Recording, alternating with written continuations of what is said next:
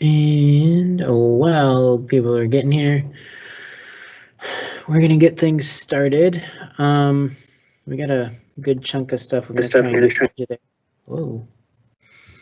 Started hearing myself. The first thing is we're going to do, we're going to look at a little presentation along with a link to a survey that you need to do for AP testing. You may have already seen this, you may not have seen this, you may have already done the survey. It depends on if you have other AP classes that have already done this with you.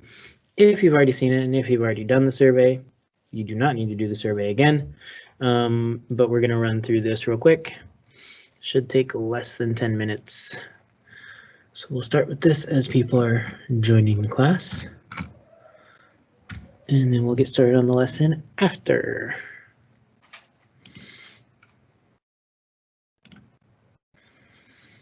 All right. So here we go. We shall present. All right, so AP testing survey you have from yesterday up through next Monday, the 12th at 3 p.m. to get this done. It is a short survey. It takes about 5 minutes. And this is some information about AP testing. AP World Languages, AP World Language exams at Orange Glen. The following AP exams are required to be taken in person at school. They cannot be taken at home due to the nature of the exams. This is your AP Spanish, Lang, and Lit classes and AP French language. Those are all on Friday, May 21st. Those must be taken in person at school. You cannot take them remotely at home. So make sure you have planned accordingly if you are taking some of those tests. For the digital exams, these are the dates and times. All right, for AP Statistics, we are on Thursday, June 10th in the second testing window, starting at 1 p.m. our time. We are not using Eastern time. That would be really late. All right. Look for any other AP classes you are taking the exams for and see what time they're at.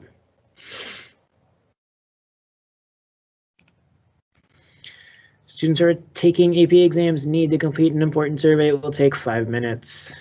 All right, we're going to put the link for the survey in the chat. If I can get chat to work.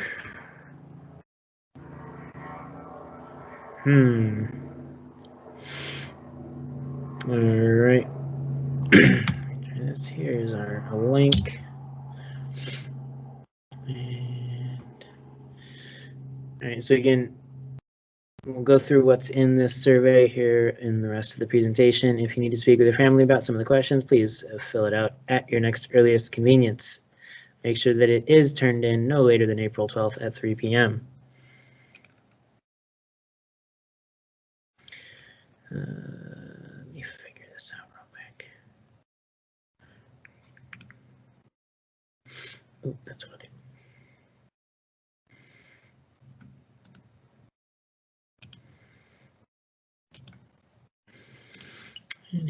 did. Sorry guys, hold on a second. Someone's having issues getting into the meeting. Try that. All right. So next, why is the survey required for all students? We need to know if you're unable to test at home, and we need to know what technology you need. All right. This year, phones and tablets will not work on the exams. If you used a phone or tablet for an exam last year, that's fantastic. However, this year, those won't work. If you're taking an AP Spanish, Lang, or Lit, or other language exam, these exams are not available for at-home digital format due to the nature of the exam, which we already said. All right. In this survey, you need to provide your personal information, what school you go to, what grade level you're at, and then select all the AP exams you're registered to take in My AP. Right? All of them. If you're registered for multiple AP exams in like AP Classroom, My AP, select all that apply. Right. You're going to be taking your digital exams at home. Do you have a laptop or desktop to take the exam? If you do not have these, school will follow up with information on how to get a device. Right. Again, phones and tablets will not work. Right, so you select, yes, I have a laptop or desktop to take my digital exams at home. No, I need one. Right. Then we have, please confirm that you're able to take these digital exams at home. Right. Yes, I can take the digital exams at home, or I would like to ask permission to take the digital exams at school. Right. If you select the first option, you'll be done. If you select the second, there is one more short question. You need to tell them why you need to take this at school. All right.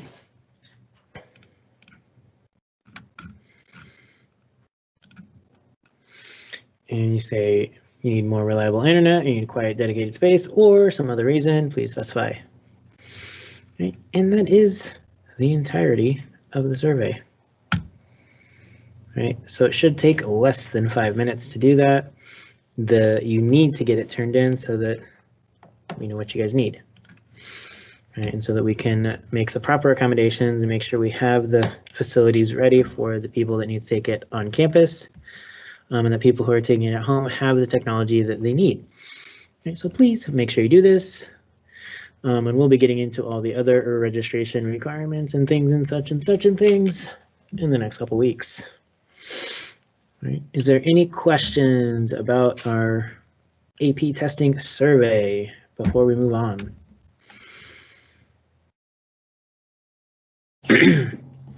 Alrighty, well, I can see that there are a few people who have not joined the activity yet. If you cannot join the activity for some reason, please tell me, so I know there's an issue. I know that some people just choose not to participate in the activities. Yeah, that is what it is. Can't force you to, but there is a benefit of doing them and following along, and you get some credit for doing it, so every little bit helps. All right, here we go. We're going to get started. Screen's still being shared. Perfect. All right, so first we got our little introduction here. Section 9.3, tests about a population mean. And you're welcome to follow along in your own Desmos activity, or you can look at the shared screen. The first few slides that we're going to go through here are instructional. They are notes. All right, so if you are taking notes, there will be a few things that you might want to write down, not a ton. And then we'll have some practice problems. All right, so confidence intervals and significance tests for population proportion P are based on Z values from the standard normal distribution. Right, that's what we saw in section 9.2. It's very similar to what we've done previously with just normal distribution, standardizing a score, finding the proportion under the curve. It feels very similar to that, and that's how we deal with proportions. Inference about a population mean mu uses a t distribution with n-1 degrees of freedom, right? Which means we're using table B, except in the rare case when the population standard deviation sigma is known, which typically it's not.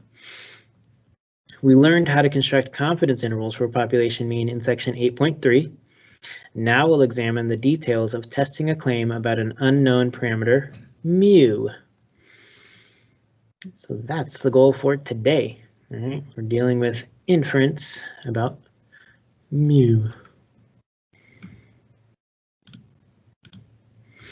So just like in section 8.3, we have conditions that we must check before carrying out a significance test for mu. All right, those are the same 3 conditions that we had to check in section 8.3 before constructing a confidence interval about a population mean. And if you're following along on your own Desmos activity, we are on screen 3. All right, and those 3 conditions are random, 10% when sampling without replacement, and the normal large sample condition. And again, the normal large sample condition is kind of unique. There's a couple of things that we can look for, right? If the population has a normal distribution, we're good to go. If the sample size is large enough, greater than or equal to 30 in the sample size, we're good. Otherwise, we have problems, right? If the population distribution has unknown shape and the sample size is less than 30. Right, so if those two things happen, we need to use a graph of the sample data to assess the normality of the population. Right? So if the graph ends up being skewed, strongly skewed, or there's obvious outliers, we're done. We cannot perform our significance test in the way that we know how to do it here. All right. So we have to be careful with these conditions.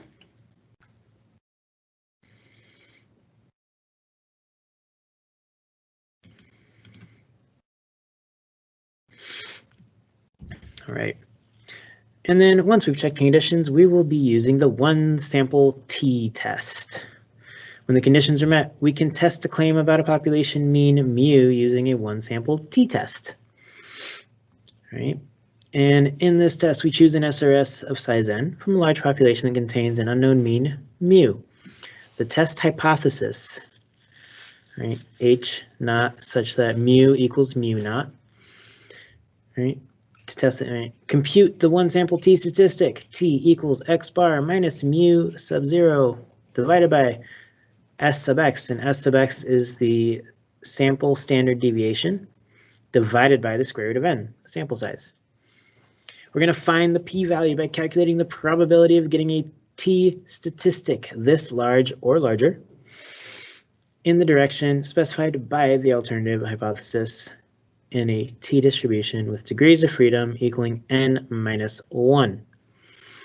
And again, this just means we'll be using table B with our t statistic, and then using the top row of table B to get our p-values. Right. And very similarly to our p-values for proportions, we get these curves down here at the bottom of our definition, right, where we're finding one tail if we're doing a greater than or less than. We have the proportion greater than t, the proportion less than t. If we are two-sided, meaning we can either be greater than or less than, we're just not equal to, we end up with two tails. This is a two-sided sample, no, two-sided test, sorry. In this case, we find the proportion under the curve on one tail, and then we just multiply it by 2, right? Because we have symmetry. Okay. And so these are the basic ideas for our one sample t-test.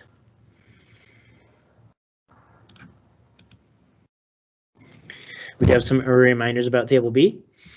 We must use table B wisely. All right, table B gives a range of possible p-values for significance. When we use table B, we will not land exactly on a specific value for p. We'll get between two numbers, and that's good enough. We'll just say the p-value lies between these two numbers. Right, it's greater than one number and less than another number, it's somewhere in there. And that's good enough. We'll be able to use that to make a conclusion about how this compares with our significance level. Right. Table B includes probabilities only for t distributions with degrees of freedom from 1 to 30, and then skips to degrees of freedom equaling 40, 50, 60, 80, 100, and 1000. The bottom row gives probabilities for degrees of freedom equaling infinity, which corresponds to the standard normal curve. Yeah. Infinity doesn't really belong here, but I didn't write the book. So note, if the degrees of freedom you need isn't provided in table B, use the next lower degree of freedom that is available. Again, we use Price is Right rules. We want to get as close to the degree of freedom that we actually have, but we can never go over. All right, so if we get degrees of freedom equaling 79, right, we had a sample size of 80, we subtract 1, we're at 79. We will then use the row on the table for degrees of freedom of 60, because that is the closest we can get to 79 without going over. Right, table B shows probabilities only for positive values of t. To find a p-value for a negative value of t, we use symmetry of the t distributions, meaning if your t statistic is negative, you just look up the positive version of that number and use that proportion, that p-value, because we have symmetry. Is there anything I can clarify so far? Anything you'd like me to go back to re-explain?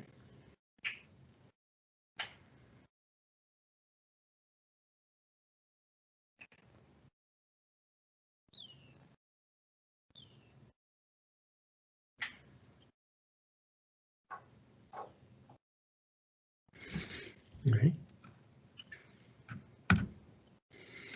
So then we're going to look at an example. I'm not expecting you guys to work through this example. I'm going to work through it, or I've already done the work for it. I'm going to explain it to you guys. And then we'll have some problems for you guys to work with. All right, so here is our example. And to do this, we're going to switch over to OneNote. So please go to the shared screen in Teams so you can follow along. And I needed to make sure that I have that pulled up ahead of time, and that's okay. There we go. So here is our example problem. Obviously all worked out. Apologize for my sloppy handwriting, but I did this last night.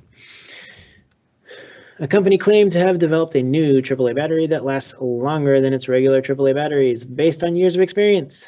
The company knows that its regular AAA batteries last for 30 hours of continuous use on average.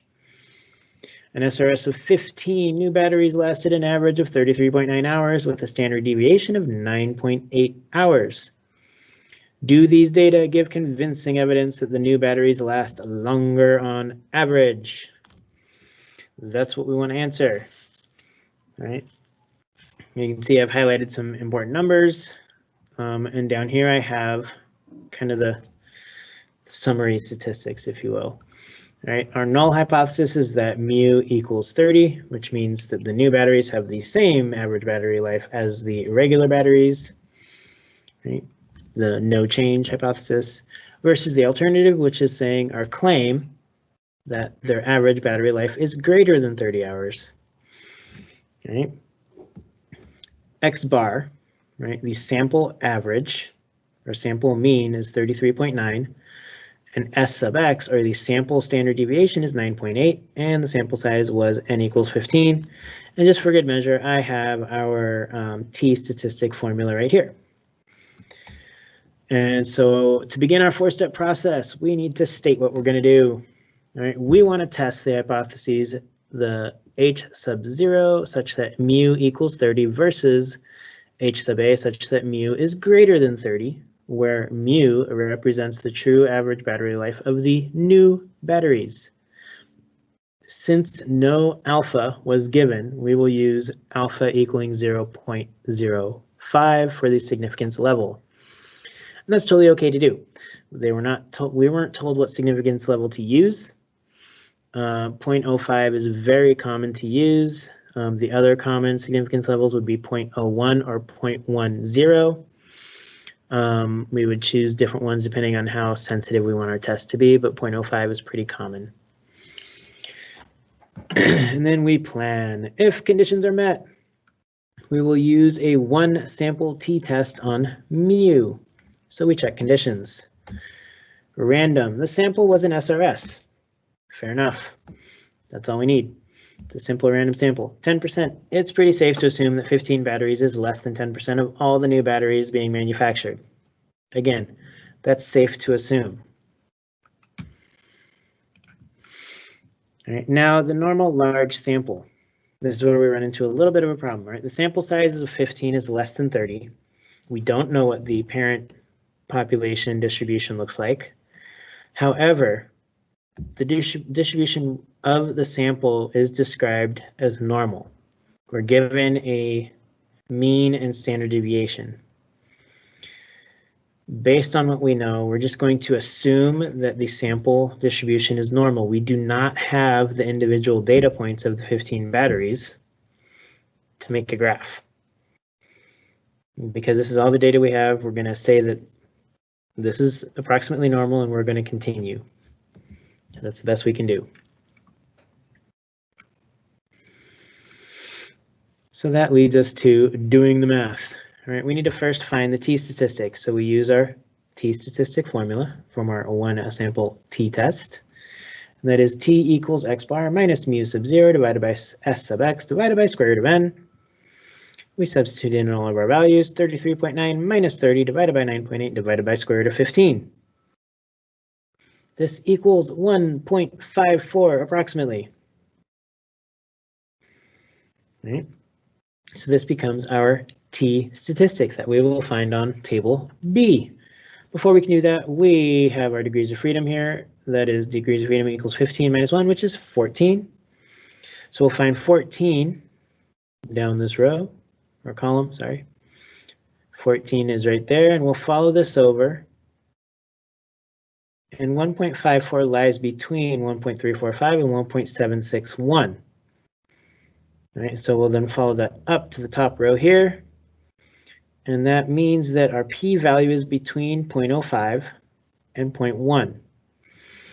It is common to just write the numbers in numerical order. 0.05 is smaller than 0.1, so it gets listed first. Okay. And so now we have our p-value.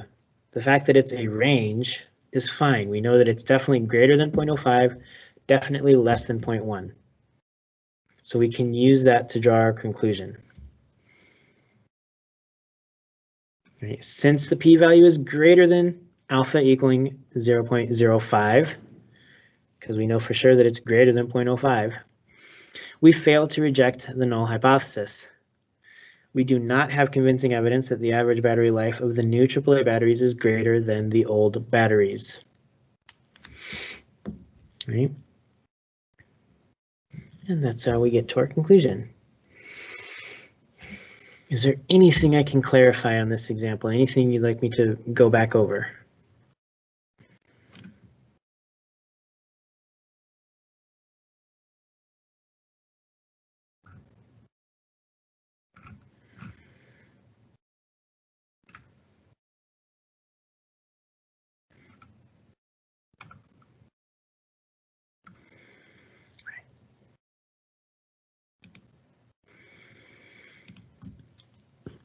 The next screen here is a video of me explaining and going through the entire process. We do not need to watch that because I just did that.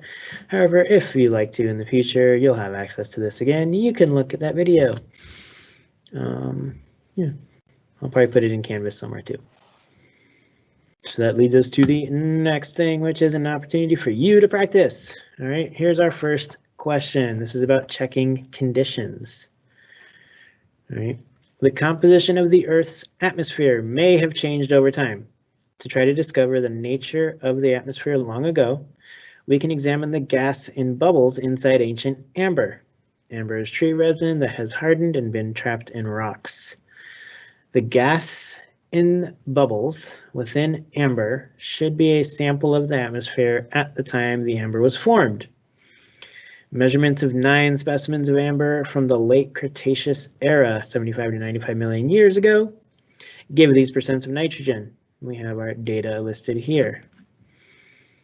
Right, these are percentages, right? Explain why we should not carry out a one sample t-test in this setting. Which or what of our 3 conditions that we're supposed to check are not met? You can just type in what you think right here in the text entry window. In a few minutes, we will reconvene and talk about this.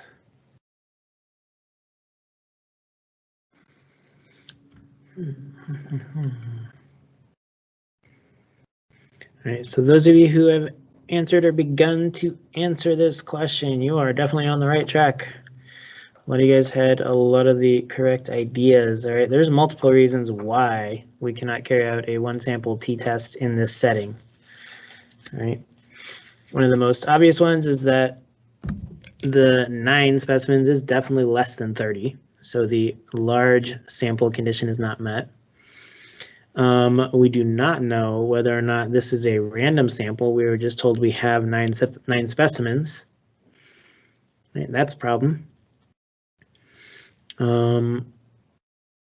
We also don't know if the parent population is normally distributed.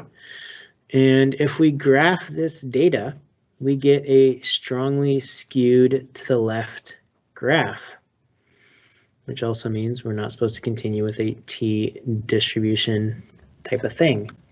All right, and we can see this.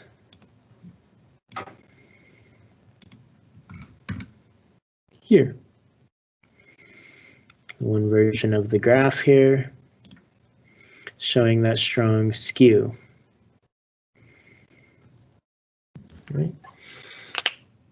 And so again, multiple conditions have failed. And for those reasons, we just cannot continue. Is there any questions or is there anything I can clarify here?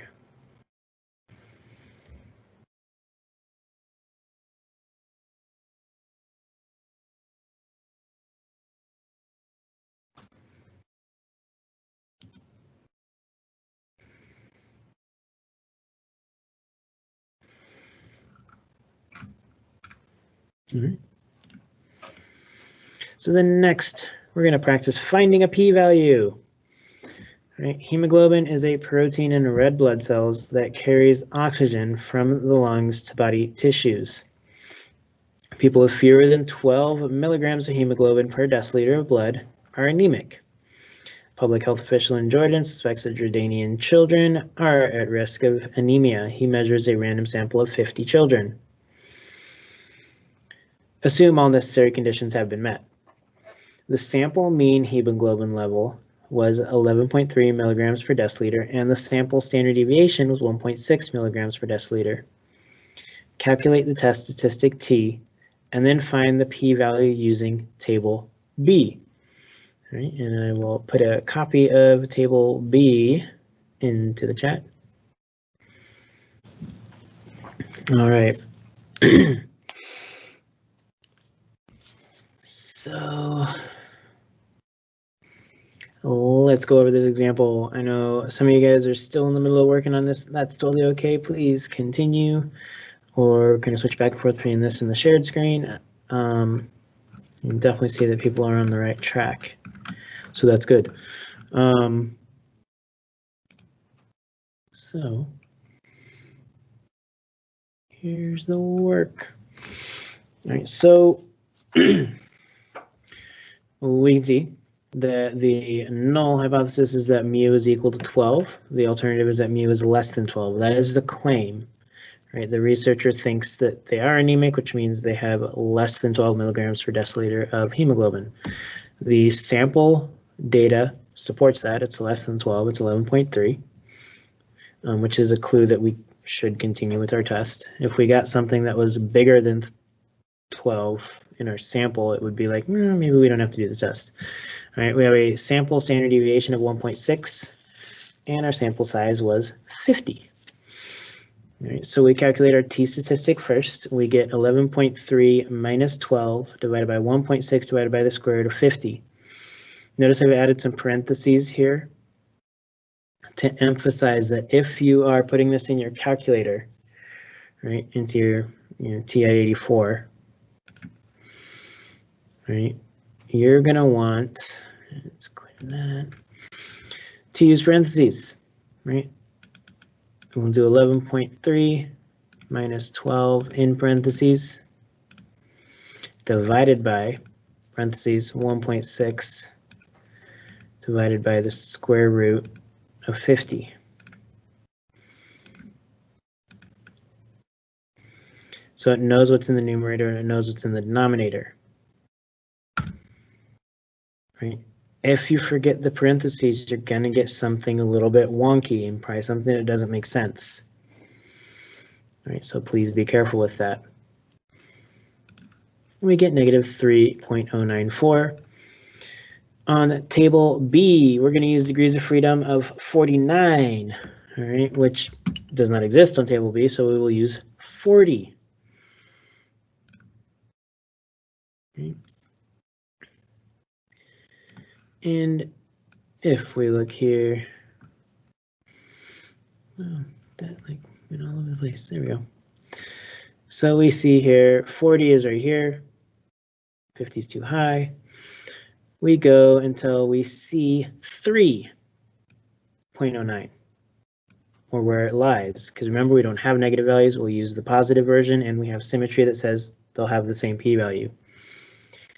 All right, so we'll go over, boom. Between 2.971 and 3.307 is where 3.094 will lie. So we'll go back up to the top here, and it's basically our p-value is between 0.001 and 0.0025. And that's how we get that.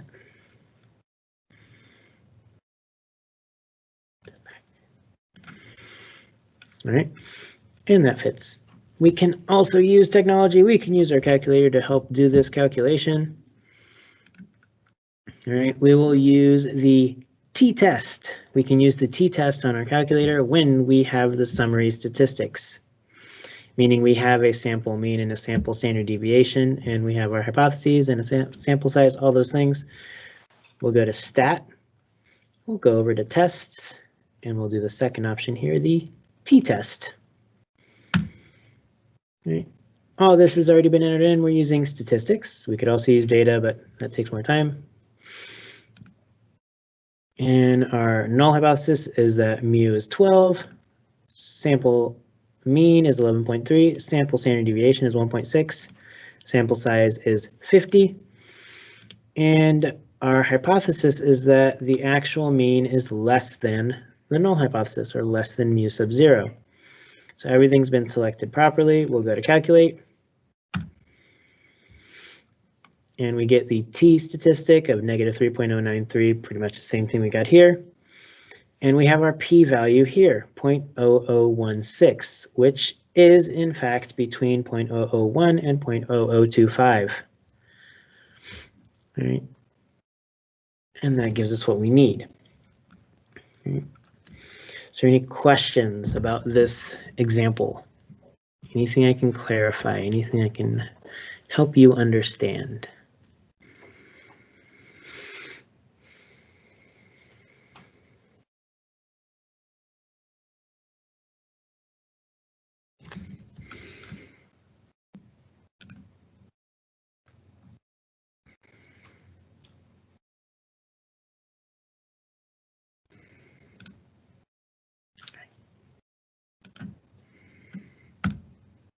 We're going to jump to the next one, a one-sided test.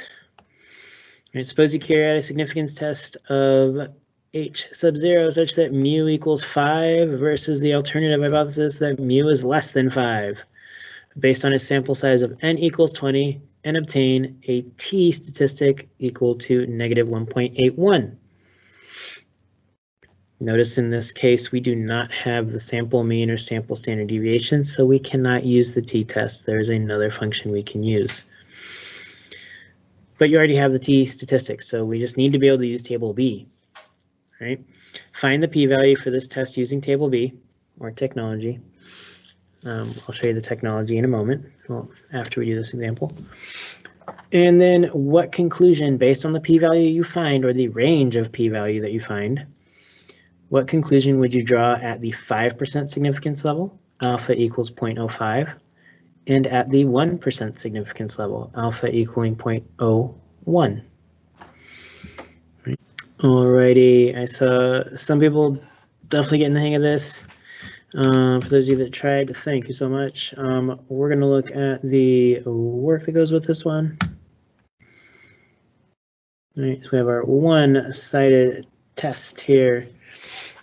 Right, so I've just rewritten the null and alternative hypotheses along with the sample size and t statistic that were provided in the context. Using table B, we have degrees of freedom of 19. Right? And when we have degrees of freedom of 19,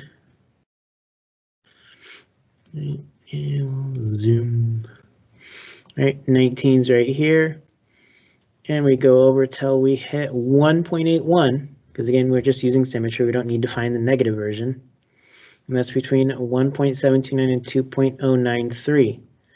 We go up the table, and between there is 0.05 and 0.025. All right, so our p-value goes between 0.025 and 0.05. It is greater than 0.025, but less than 0.05. All right, and so that's how we get that one. We can also use the TCDF function in our calculator to find the more precise p-value.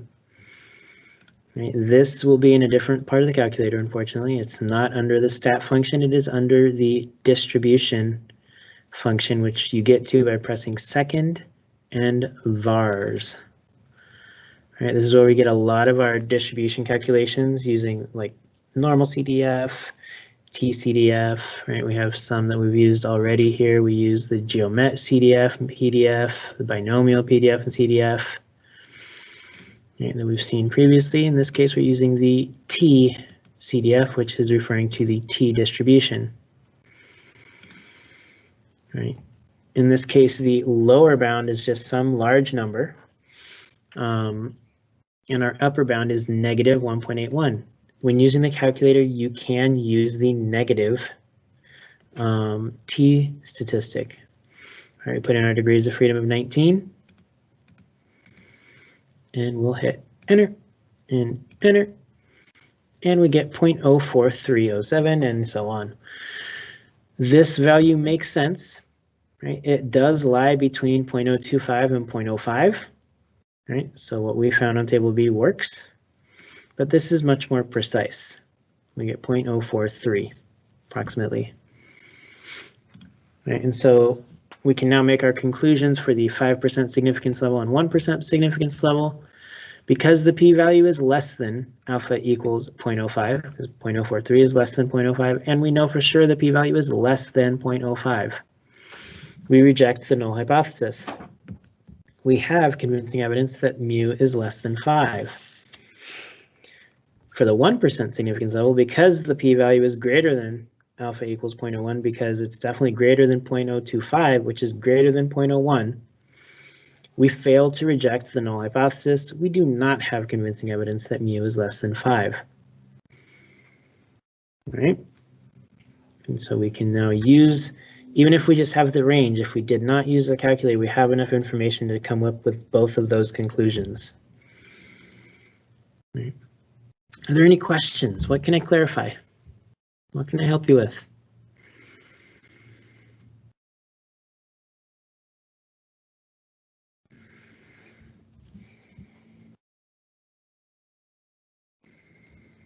All right.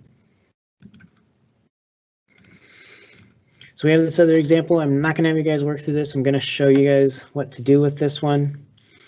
And this is for a two-sided test. All right. So in the circumstances when we have an alternative that is two-sided, can be either greater than the null hypothesis or less than the null hypothesis, we have a two-sided test. That's that not equal to possibility.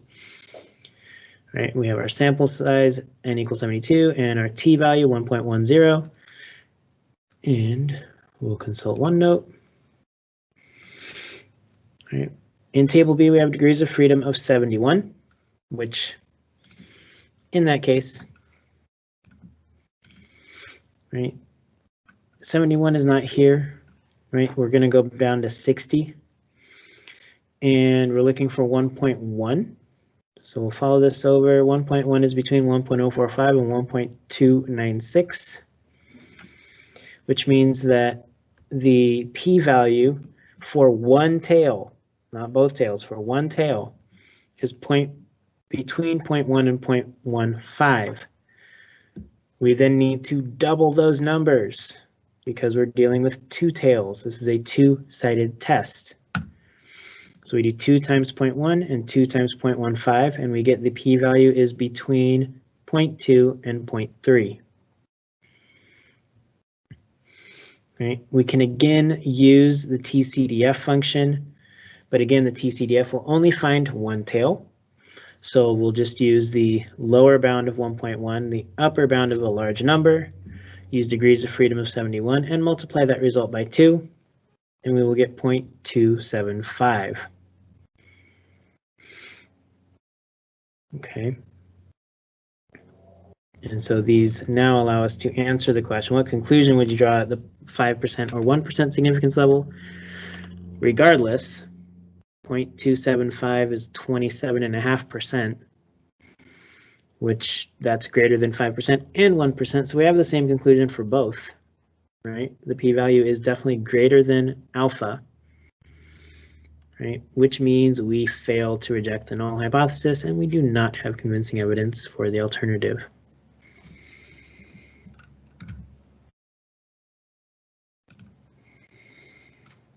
All right, so we're gonna kind of stop what we're doing as a class here because I've gotten you guys to just over an hour. I'm gonna stop the restriction on here. The rest of the slides here are essentially notes. There's no more practice problems in here.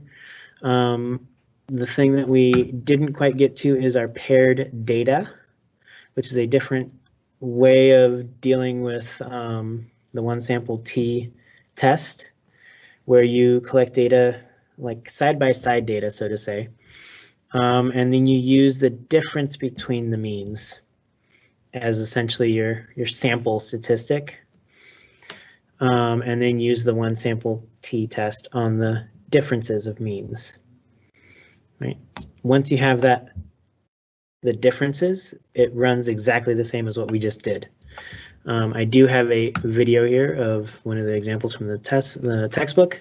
That is only 4 minutes. You're welcome to watch that. I do recommend it. Otherwise, we'll probably dip into this in our next class just to round it out. All right, but that's it. That's the main idea from section 9.3 in chapter 9, right? We need to be able to use that one sample t-test when dealing with means. All right, so where did I go? There it is. We'll stop sharing my screen. All right, so as per usual, if you have any questions, comments, concerns, please stick around, ask, get some help. Send me a message, send me an email, do something to get help. We have all the resources in the chapter 9 module for this section. We've essentially covered what we need to cover from chapter 9. All right. Next week, I definitely want to get into some of the AP exam preparation stuff, look at how to make sure we're registered properly and all those things, and see what the testing environment looks like. Okay, that's kind of my plan for next week, I think. I don't know what I planned. If I can remember. Yeah. So, there will be time hopefully for some review on this stuff. But then we just have a few chapters left, we'll get through it. But other than that, that's all that we have for today. Again, if you have questions, comments, concerns, let me know. Have a great rest of your day, and I will see you all next week. Have a great weekend.